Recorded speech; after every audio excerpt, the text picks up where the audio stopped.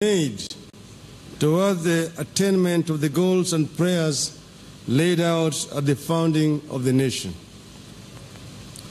Abraham Lincoln said, and I quote, "If we could first know where we are and whither we are tending, we could then better judge what to do and how to do it. When such time comes, the leaders entrusted to secure the goals, in our case, justice, unity, peace, liberty, and prosperity for all, have a duty to reflect on their performance in the search for these hallowed goals. Such a time has come for Kenya. 54 years into independence, we are challenged to audit our progress towards the ideals for which our fathers fought to establish a free and independent country, and for which many of our compatriots died. We, the leaders, are equally summoned to reflect on our performance toward the achievement of our nation's aspirations. This audit and introspection has been a long time coming. Throughout our independence history, we have had doubts on how we have conducted our affairs in the face of growing divide along ethnic, religious, and political lines. Regrettably, we have responded to our challenges by mostly running away from them. We have moved from year to year, election to election, never pausing to deal with the challenges that our diversity was always going to pose to our efforts to create a prosperous and a united nation. Consequently, the ties that bind us are today under the severest of stress. Our diversity appears destined to be a curse to ourselves today and to our children tomorrow.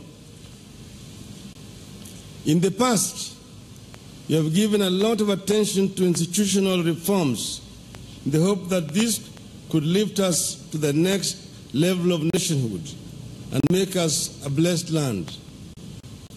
7.5 years ago, we gave to ourselves a new constitution. We put our faith in it as the instrument to revolutionize our nation. In this way and many other ways, we created some of the best hardware any country has ever possessed to engineer their affairs. We must be courageous enough to admit that it has not worked. It has failed because we are yet to upgrade our software. We have been pouring new wine into old wineskins. The gospel tells us that new wine needs new wineskins. The time has come for us to confront and resolve our differences. These differences are becoming too entrenched. No two Kenyans agree on the origins of the differences and what they portend. Millions of our children continue to be born and married into these differences. People are dying out of these differences. Many of these differences are already well entrenched in the third generation of Kenyans that are currently leaking into the fourth generation in primary and secondary schools. Yet in many instances, Kenyans cannot remember why and where they disagreed in the first place. As we fight ostensibly to save ourselves from each other, the reality is we need to save our children from ourselves. My brother and myself have therefore come together today to say this descent stops here. We refuse to allow our diversity to kill our nation. We refuse to be the leaders under whose watch Kenya's lead into a failed nation. This is a call to self-reflection.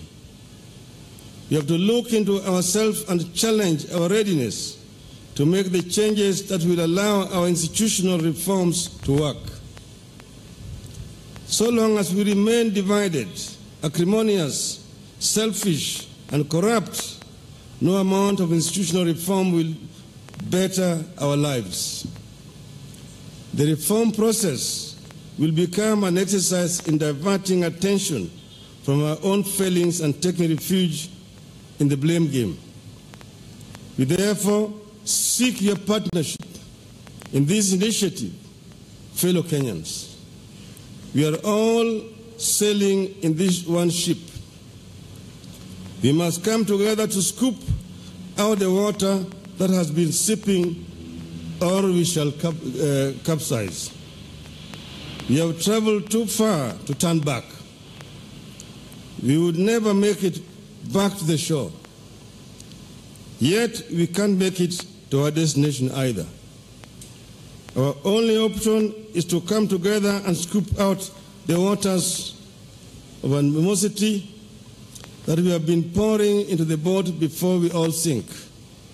Once again, as Lincoln said, the result is not doubtful.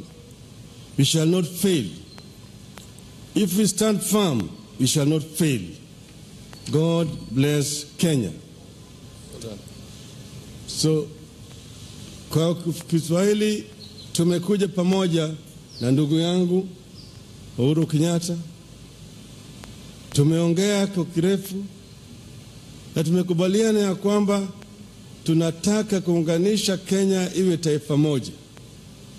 Na tumesema mgawanyiko ambayo imekuwako tangu uhuru mpaka leo itakwisha hapa na sisi. Na kutoka hapa tunataka kuunganisha taifa la Kenya ili tutembee pamoja kama watu moja. Hiyo ndio sababu ya sisi kukuja pamoja hapa siku ya leo. And we say that the divide ends here, beginning the process of building the bridge that binds Kenya together. Yes, where we are. Sasa ndugu yangu ataongea. God bless. Thank you. Good afternoon, everybody. First and foremost, I have taken great pleasure this morning in welcoming my brother, Raila, to Harambee House, where, as he has clearly indicated, we have had the opportunity for extensive discussions on matters Kenya. And we have come to a common understanding, an understanding that this country of Kenya is greater than any one individual. And that for this country to come together, leaders must come together. Leaders must be able to discuss their differences.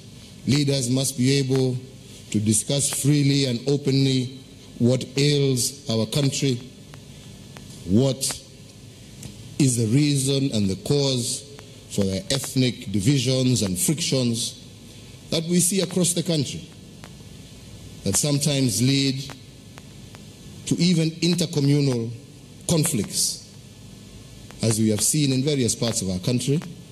We have seen up in Wajir, as we have seen in the borders of West Pokot and Marakwet and many other places. So we have a responsibility as leaders to be able to come together to discuss these issues and to find solutions that will bind our people together, that will unify our country, and that will give us a life cycle that is beyond the 5 years that we have established for ourselves.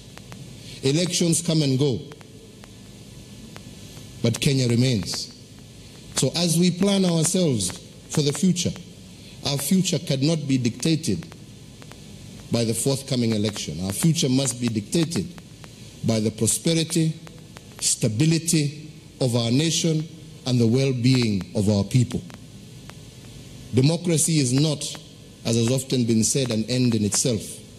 It is just a process by which the will of the people is heard, but the national good, the national interest must always prevail over those elections.